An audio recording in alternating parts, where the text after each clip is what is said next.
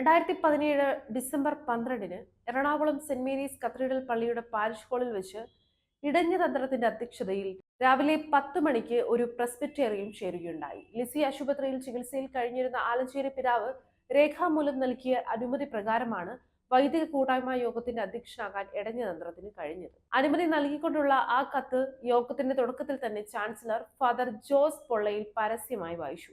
ആ കത്തിൽ തന്റേതല്ലാത്ത കാരണത്താൽ ഭൂമി കച്ചവടത്തിൽ സംഭവിച്ചു പോയ ചില വീഴ്ചകളിൽ അതീവ ഖേദമുണ്ടെന്നും ഇടയന്ത്രത്തിന് യോഗം സുഗമമായി നടത്താൻ സാധിക്കട്ടെ എന്ന് പ്രാർത്ഥിക്കുകയും ചെയ്യുന്നു എന്ന് കൂടി സൂചിപ്പിച്ചിരുന്നു. അതിനു മുമ്പ് തന്നെ ആലോചനാ സമിതിയിലും ഫൈനാൻഷ്യൽ കൗൺസിലിലും വൈദിക സമിതിയിലും ആലഞ്ചേരി പിതാവ് ഖേദം പ്രകടിപ്പിച്ചിരുന്നു. ഇത്രയും കൊണ്ടൊന്നും ഇടഞ്ഞ തന്ത്രവും കൂട്ടാളികളായ വിമത വൈദികരും തൃപ്തരായില്ല. അവർക്ക് ആലഞ്ചേരി പിതാവിന്റെ ചോരയായിരുന്നു വേണ്ടിയിരുന്നത്. അതിനുവേണ്ടി ഈ സംഭവം ആളിക്കത്തിക്കാൻ തന്നെ അവർ പദ്ധതിയിട്ടു. അന്നത്തെ വൈദിക കൂട്ടായ്മയിൽ ഭൂമി ഇടപാട് പ്രശ്നം തെരുവിലേക്കും ചാനലിലേക്കും വലിച്ചിഴക്കരുതെന്നും ആഭ്യന്തരമായി തന്നെ പരിഹരിക്കണമെന്നുമായിരുന്നു പൊതുവിലെടുത്ത തീരുമാനം.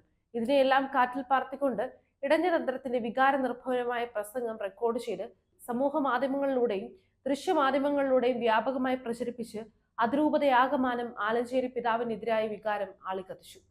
ഇതിനു പുറമെ ഭൂമി കച്ചവട വിവാദം പ്രാദേശിക തലത്തിലും ദേശീയ തലത്തിലും സർവ്വദേശീയ തലത്തിലും പത്രമാധ്യമങ്ങളിലൂടെയും ദൃശ്യമാധ്യമങ്ങളിലൂടെയും സമൂഹ മാധ്യമങ്ങളിലൂടെയും വ്യാപകമായി പ്രചരിപ്പിച്ച് വത്തിക്കാന്റെയും ഇതര ക്രൈസ്തവ വിഭാഗങ്ങളുടെയും ശ്രദ്ധയിൽപ്പെടുത്തുവാൻ ഇടഞ്ഞ തന്ത്രവും ഫാദർ പോൾ തേലേക്കാടും ചേർന്ന് രാപ്പകലിരുന്ന് ചർച്ചയിൽ ഏർപ്പെട്ട് ഗൂഢപദ്ധതികൾക്ക് രൂപം കൊടുത്തു.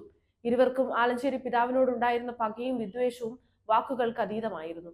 തങ്ങൾ സ്വപ്നം കണ്ടിരുന്ന ഭാവി സ്ഥാനമാനങ്ങൾക്ക് ചങ്ങനാശ്ശേരിക്കാരനായ ആലഞ്ചേരി എന്നും ഒരു കണ്ട കോടാലിയായിരിക്കും എന്ന് അവർ ഉറപ്പായി വിശ്വസിച്ചു.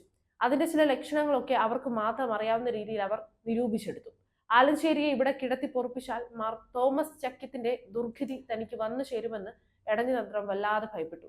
അതായത് നിത്യസഹായം എത്താനായി നീണാൽ വാഴേണ്ടി വരുമെന്ന ഭയം. സീറോ മലബാർ സഭയുടെ വക്താവെന്ന സ്ഥാനത്ത് നിന്ന് തന്നെ പിരിച്ചുവിട്ടതും എറണാകുളം അതിരൂപതയിൽ അപ്രമാദിത്വപരമുള്ള ഏക വൈദികൻ എന്ന തന്റെ പദവിയെ ആലഞ്ചേരി പിതാവ് പതിവായും പരസ്യമായും ചോദ്യം ചെയ്തു പോന്നതും മെത്രാൻ സ്ഥാനത്തിന് യോഗ്യനായിരുന്നിട്ടും ആ വഴിക്കൊന്നും തന്നെ പരിഗണിക്കാതിരുന്നതും തേലേക്കാട്ടച്ഛനെ ചൊടിപ്പിച്ചിട്ടുണ്ടെങ്കിൽ ആർക്ക് കുറ്റപ്പെടുത്താൻ കഴിയും?